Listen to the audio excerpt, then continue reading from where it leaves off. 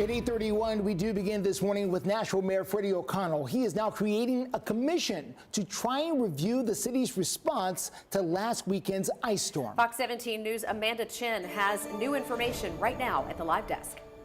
Yeah, Jen and Justin. Well, Mayor Freddie O'Connell says under this executive order to review the city's storm preparation and response, this commission will hold hearings and request assistance from Metro's auditor. Now, the mayor is requesting those initial findings within 6 months. This comes after O'Connell says NES is unequipped to communicate about a crisis after a meeting with NES leaders this weekend.